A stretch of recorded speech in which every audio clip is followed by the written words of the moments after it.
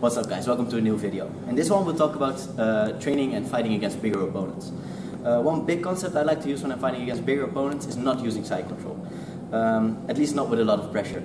Because when you put a lot of force on your opponent and you put a lot of weight on him, when you're lighter than your opponent, it's going to be easy for you to get flipped over and for a stronger opponent to get on top. So whenever I'm fighting someone that's bigger than me or stronger than me, I will try to use a little bit more distance and a little bit less pressure.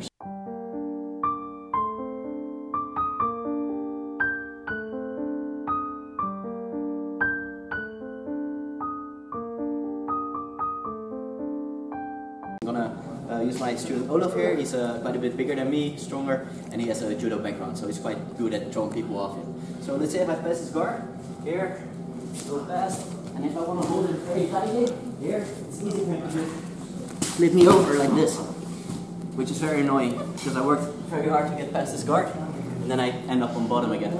So how can I do this better? When I'm passing his guard and I go to side control, I want to keep a little bit of distance and I don't want to put all my weight on him. So I either go to knee on belly or I use like side control variations with less pressure. So we're here, I pass the guard, and instead of like putting all my weight on top of him, I will like keep a little bit of space. So I just sit on my knees, on my elbows, and now he tries to throw me over. Like he doesn't have the connection or the power to throw me over because I'm too far away. There's no momentum for me going forward as well, so it's hard for him to throw me over. Another thing I like to do when the guy's a lot heavier and stronger is move around a little. So we go to knee on belly, try to make him make a mistake, go to his back. I keep moving. Because when you're smaller, you're usually also quicker than your opponent, which gives you the opportunity to be faster and tire him out through movement instead of by using force.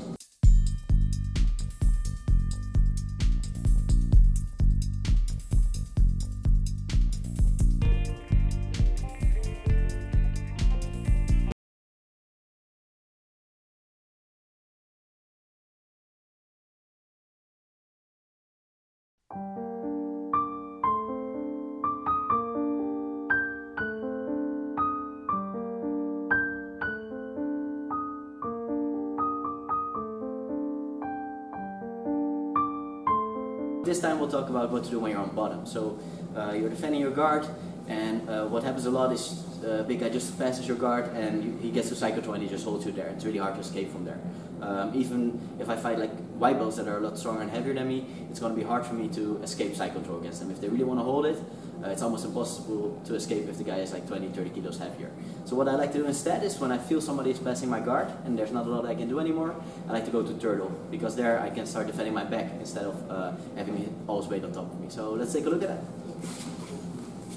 So Olaf is going to pass my guard and he goes to side control here. Here it's really hard for me. Olaf just wants to hold me, like even though he's a lower belt than me, it's going to be really hard for me to escape and get anything going. So what I like to do instead, when I notice that I can't defend the pass anymore, of course I don't want him to pass my guard, but let's say I was too late and Olaf manages to pass my guard here, I will try to turn away and get to turtle, because here I feel a lot more confident to defend my back than to defend my side control, especially against bigger guys who are usually better at side control. So I try to go to turtle, I do my best to face him, and I can even get back on top. Of course this is your last resort. If I can, I will try to use inversions to defend the pass. So if we go here, I try to create space, use my hip to get a defense going, but especially for beginners, you want to think turtle instead of side control, because side control is so hard to escape against bigger guys. So let's take a look at the turtle defense.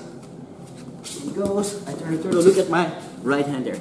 I slide it under my my hip so he can't enter his hook. Because if I don't and I just go up, Olaf can easily enter his knee or his foot to get to the back. So what I do instead, I slide my hand underneath, and then I start to face. I'm gonna try to catch his leg, start setting up single legs, or maybe shoot back to half guard, or go for my guard. So whenever you're fighting somebody that's heavier and stronger than you, it's a lot smarter to fight for the back instead of fighting for side control, because side control is super hard, especially when the guy doesn't want to do anything and just hold you there. If you like the video, make sure to subscribe to the channel, leave comments, like the video. See you guys next time. Thanks for watching.